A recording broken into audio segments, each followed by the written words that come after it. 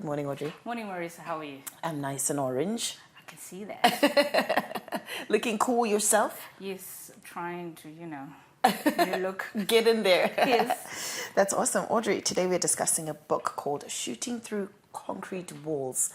Now, even in my own imagination, when I'm reading this title, it's like concrete walls. Imagine shooting through that. That's difficult. So are we talking about a difficult journey here?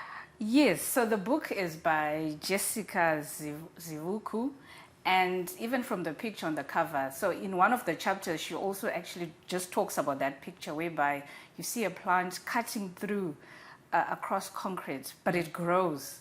So she then used this as an analogy for her own life. And then, so this book is sort of a memoir, motivational, using her own real life examples. Okay. So, I mean, when you say real life examples, she talks about issues of her childhood, where she was born, where she grew up, transitioning from stage to stage. Let's start from her being born. Where was she? I know she was born in a round hut. Round hut. In rural Zimbabwe. Rural Zimbabwe. She talks about that. And she was born, there were 14 in their family. Okay. And the father married 2 sisters. So it was polygamy, but within 2 siblings. So is it still polygamy? Or is it, is it allowed? I don't know what to call it, but it's actually very rampant. It happens a lot. And back then it was even more. But for me, I found it interesting to say, so does it become different in terms of, the bickering and whatnot? Because these are 2 sisters. Unlike whereby a man brings a different wife from a different tribe. What's your take? I think it's I don't know. Maybe it's, Yeah, it's a little bit of a controversial topic. Yeah, I think. but I would imagine it would be better. What I would say is, if one sister dies, and then he marries the other sister, then okay. That's what I know of. I know that happens in my family. So at the end of the day, I'm not really sure how it would be if they live in the same house or.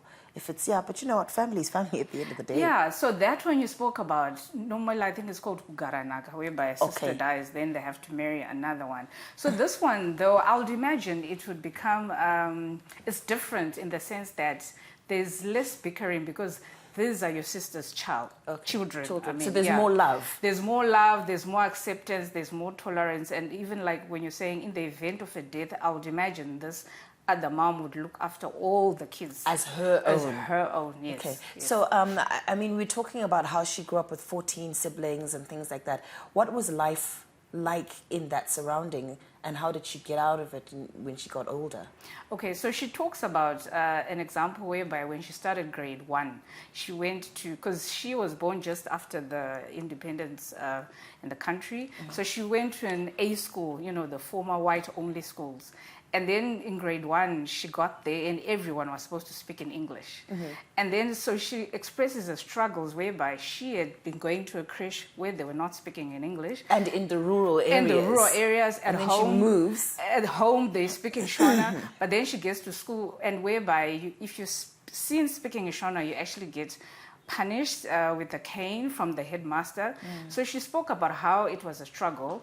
On the flip side, it was that struggle, insecurity, whereby other students actually end up not even speaking because they don't know what to say, so they just end up not speaking. And that's self-esteem issues, and that's, it'll be like you're timid and you don't know anything, but, you were talking about why do we define English as a measure of intelligence. Yes, I don't know. I think it's in Africa whereby English is used as a measure of intelligence. And then also on the flip side of that, there are those children, colored, white, or for whatever reason, who grew up just speaking English. Yeah. The minute they now want to speak to their counterparts, the jokes start, the insults, but it's actually not their fault, so to speak. So I don't know, maybe we need to also change that. We do need to change that. As a nation. And I was also saying to you, I was knocked a lot for the way that I speak. Because they're like, but urim boy one, like, so like, kunoza. They call it kunoza. But I'm thinking like, this is how I speak. And there's nothing wrong with that. Funny you'd mention that, because in the subsequent chapter, she talks about grade 1 to I think 5. Then she moved to the rural area. So now she had, All right. Now she yes, could speak eloquently. And yes, then now she had the accent, but now she had to move to a rural school. Wow. And the kids could not understand why she was speaking like that, and all the shade and all the jokes They'll started. laugh at you still. They shame. started again, so it was also one of her struggles.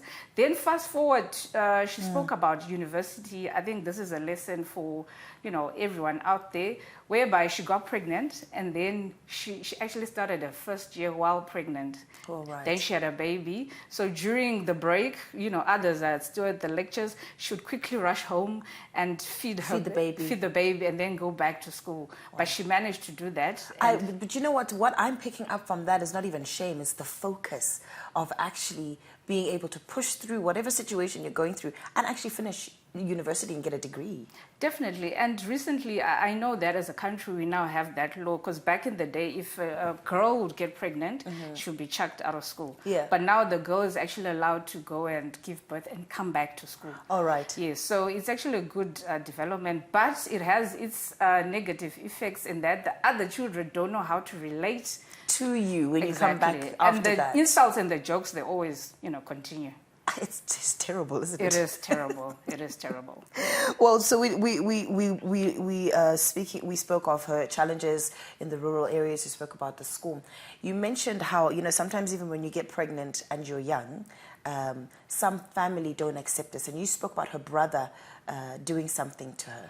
Okay, so this was now fast forward. So in this case, the father of the child actually came and paid lobola. Okay. Yes, so she was married to this man, but a couple of years later, she decided she wanted a divorce. So a family meeting was called with all the siblings, sisters and the brothers and the parents, and then one of the brothers could not understand why she wanted to do this. So he actually slapped her and disowned her in that instance. And she explains about how she was grappling with now being a single mother, so she actually wanted support. But and that wasn't there. No, it wasn't there, because like we always say as a culture, you just can't come and say, why? Because without and stuff like that. So she also spoke about that, and it was very deep, whereby she was saying people actually need support during that phase. Yeah. And just speaking of these things, you kind of think about the challenges that as a women face, when you're going through this. We are still in March, and this is Women's Month. So these are some of the challenges that women, as much as we say, you be successful and things like that, there's like, huge road, huge concrete block, as the book rightly says, to go through. It is, but I like the way, she's so bold and she's so honest in her book. She talks about how she calls her daughter Miss A. She's got a Shona name, and how she's walked with her up until now. She's also a graduate, and how even when they write to each other, they call each other, "How are you, my love?" But she says it was really difficult. So fast forward, she then moved to South Africa with her accounts degree and some teaching background. And she thought life would be easy, in another country. Greener pastures, as we always say. But she got there and it was hard. She had to stay in Mkuku. I'm sure you know those Mkuku houses.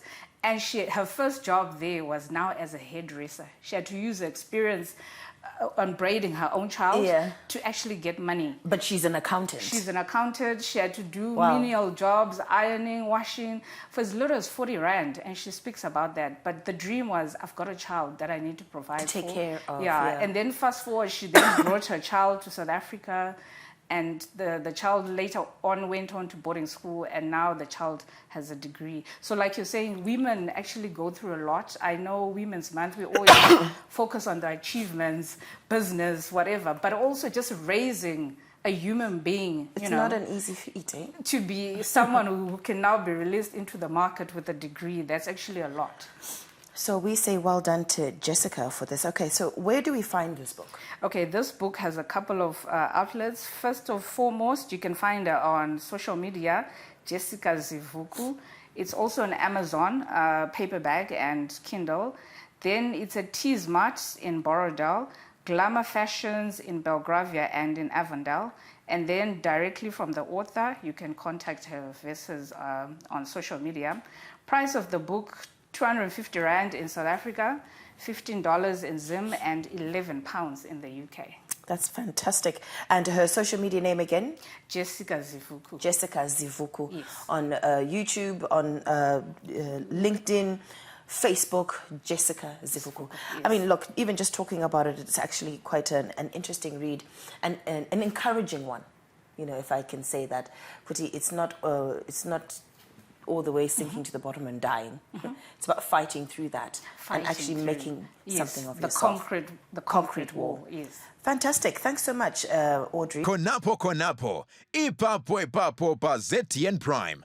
DSTV channel 294. The place to be.